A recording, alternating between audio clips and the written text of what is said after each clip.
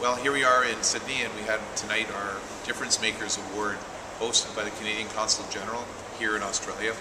And Sydney really has an amazing group of people working in the area of spinal cord injury and accessibility for people with disabilities. We had a fantastic group of people coming together and great celebration, and we honored two very special Australians who have made an amazing difference. First of all, McCallum, who's essentially the absolute outstanding leader for issues related to disability, accessibility, and inclusion, not just here in Australia, but posted with the United Nations on the Commission for Human Rights for People with Disabilities. And it's really fantastic to see that in spite of a significant blindness, he was able to be such a powerful force for change.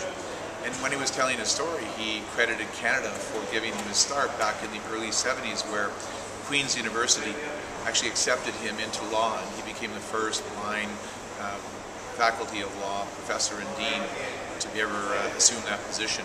But it was Canadians who took a risk with him to be able to actually help him get his degree.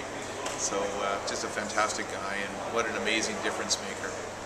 In the area of spinal cord research, one of the great areas of focus is to help protect the spinal cord right after the injury.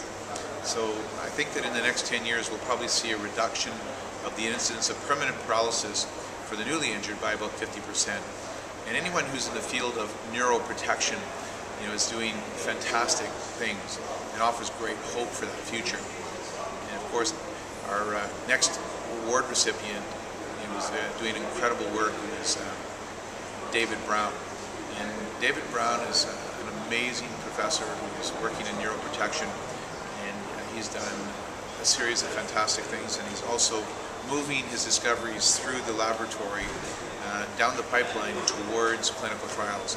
He has several patents pending, and he's about ready to launch into clinical trials for patients. And of course, that offers fantastic hope for those that are newly injured. And if those clinical trials work, it could become the next best practice for the newly injured, and more people will have a chance to walk away again.